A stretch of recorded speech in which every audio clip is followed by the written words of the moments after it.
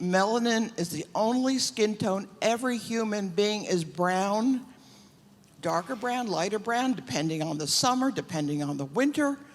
And so we got to drop this black. You're not black. You're of African Euro descent, like President Obama. Let's pause there for a moment.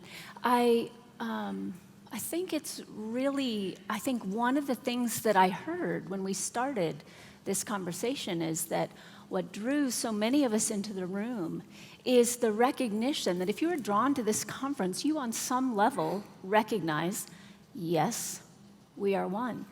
And yet the reason we're in this conversation is when you look around and you see what's arising in the world, how many of you would say that what you see arising in the world are actions that are on behalf of or in service to that recognition of oneness? Not much. So it's what draws me to this conversation is how important it is for us, and in this moment I'm actually just going to speak to the white identified people in the room. But we're not white. Please start calling us European. By the continent. I hear you. My Ukrainian is not white. Yeah, I hear you. Please don't say white or black anymore. Please, we've got to transcend that to our continent roots. Yeah. Do you understand? If you don't, you're in old paradigm thinking. The new paradigm is we're all one with brown shades. The white supremacists come from a European background. They get tan in the summer. They're brown. They're brown. If I may, something that interests me about whiteness, and when I'm talking about whiteness, when I'm speaking about whiteness, if I may. You may not. Okay. It's not a problem if you don't wish to receive what I have to offer. It's not a problem. But I feel that others do. And what I would like to point to is that, for example, when I'm talking about whiteness, I'm talking about not just white skin. I'm talking about protocols and practices that support a lens of white supremacy, which is not in keeping with our deepest understanding of oneness. If you're sitting in this room, you likely have some recognition of your shared being, but it should be, and again, I'm speaking to white identified people in this moment, it should be, I think, very interesting to us how little we are encouraged to examine our relationship with power dynamic.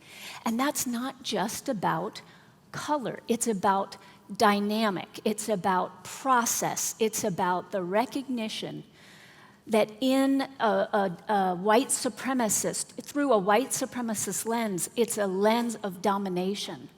So that lens of domination is one that we as white identified people, we don't take responsibility for. We forget that we're even white. We resist the idea of saying, yes, I'm part of this, because we can societally. Folks with me on that?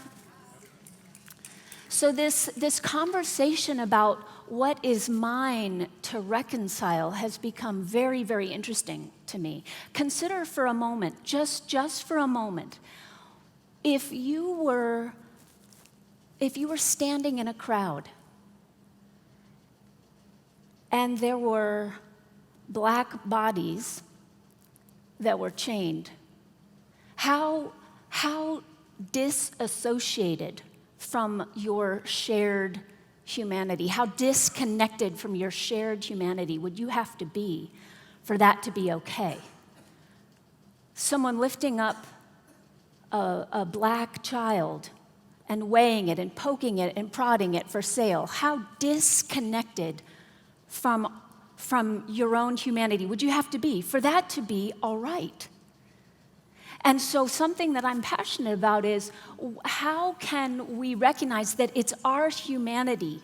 We cannot participate in a process of othering without suffering.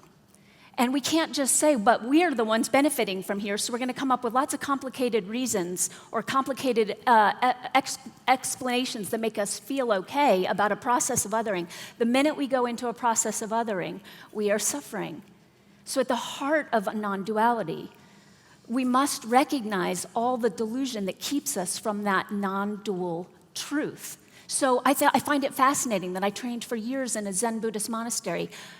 Countless energy was brought, countless attention for 8 years was brought to what are the egoic structures that keep us from recognizing our true nature. How often do you think there was a recognition of collective conditioning, or how as a collective we participate in the kind of othering that we were asked to recognize as individuals? Zero. But it's the same process. So as we recognize our shared being, then the rest of that's just the beginning. As many presenters have spoken about in this conference, that's just the beginning. The rest of our practice is about aligning our lives with that understanding. And if we're going to align our lives with that understanding, we have to be willing to see all the places we're blind. And we are blind, and we are blind, and we are blind. We have to see that. So we're willing to see it in our spiritual practices often, but are we willing to see it collectively? Are we willing to see, wow, I participate in a system of dominance. Is it a creation? Yes, but so is the sense of I. So if I'm going to pay all this attention to what is my Enneagram type and how are all these different forms of I veiling our shared being, what changes when we have collective commitment for us to say, and how collectively are we veiling shared being? Because this shared being is in fact shared.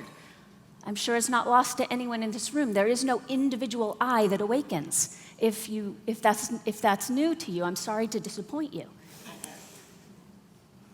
So collectively, we are in this together, which is why I love that we've focused on belonging in this panel. Sará had a beautiful insight last night. We needed to change the name to Punk and Jazz and an invitation to belonging.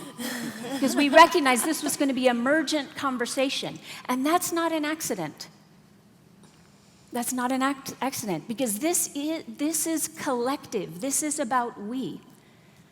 If we're here at this conference to say, yes, I want to know and live the truth of my shared being, and I want to see all the things that veil it, then we have to see how we participate in that.